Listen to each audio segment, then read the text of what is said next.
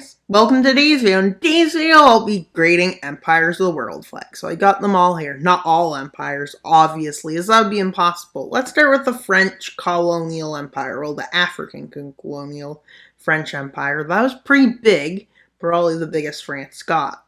But the lands it covered weren't the most impressive, but were still pretty impressive. That's why I'm going to give it A tier. Now let's look at the Holy Roman Empire. That could be S, but like the borders bring it all the way down to C. Because the borders were a mess in the HRE. Let's look at the Dutch Empire. Due to how impressive it was, because of the size to start with, I'm going to give it A tier. Polish-Lithuanian Commonwealth, due to geography and being surrounded by powers, I'll give it an S tier. Because it was a pretty good empire. One of the strongest in the world. Now let's go to Sweden, Norway, which was a pretty good empire, but wasn't impressive. So I'm going to put it in D tier. This flag here goes in F tier. This empire goes in F tier because it was the worst empire ever. Now the German Empire was pretty good, but wasn't the best. And then this was a good empire. The Japanese Empire expanded pretty well, but won't get S tier because it wasn't good enough for that. Now the British Empire, having controlled 25% of the world, S tier.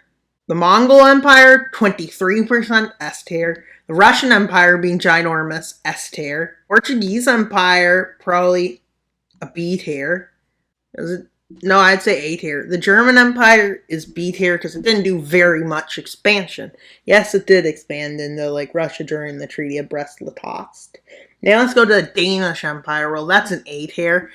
And then the Mexican Empire, that can be a B tier. Oh, I just realized I don't have the US, which isn't an empire, but I was going to put it in a spot. The Abyssinian Empire, because it was the only empire in East Africa that's on this tier list and was pretty strong. It beat the Italians once, but the second time lost. We'll give them this. And the HRE had two flags. Who knew the HRE was here twice? I never. Wait, the Americans are here now. That's a good thing. Now, the Napoleon Empire, now that's S tier. Ottoman Empire, A tier.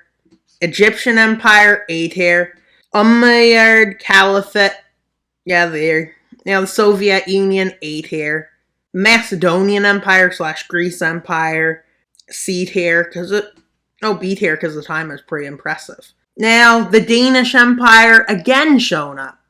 This is how impressive these empires were. Now, that's impressive.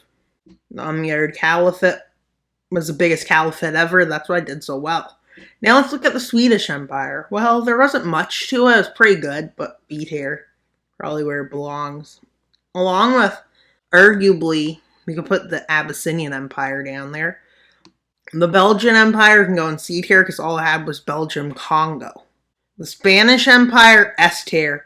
One of the largest empires ever. I probably said that a few times. But it spread through North America as one of the first colonizers of North and South America, and had one of the biggest American empires. Of course, the empire weakened quickly. Kievan Rus, that was a good empire because it was pretty big. The time it was good. And America, you can have S tier because you're a strong country still. And the Yuan dynasty will go to B tier because it was pretty good, but not the best. Let's put Siam's empire in D tier because it was pretty tiny. Barely an empire. S tier for the Roman Empire, because they were pretty good while they existed. They were one of the strongest. I would say A tier for the Qing dynasty, because around when everyone else became powerful, their power went right away. And let's go to the Mughal Empire. I would say A tier too. It was pretty good until the colonizers came, although it did much worse. I can give B tier to the Bulgarian Empire. Incan Empire can have S tier. Aztec too, just because they were the only ones in North America. The Italian Empire should be at S, but it embarrassed itself too, like a B. And the Byzantium Empire was a pretty good empire, but not the best. I'll put there. With this empire, I forget what it's called. Let's go to the Mexican Empire, which I would say is C tier. Although really it should be somewhere here, because it was basically the remnants of the Spanish Empire. And now let's go to the Joseon Dynasty, when Korea was united. That's a B tier, because unification seems pretty great. And now let's look at the Armenian Empire. Now, it's pretty big for the size of Armenia today, so it goes there. And this empire is, I would say, An empire I didn't go through that I definitely chose to use. Oh, it might be the HRE. No, that can't be right. Belgium, no. Was an empire. Instance of, I'll just rate the flag. B tier.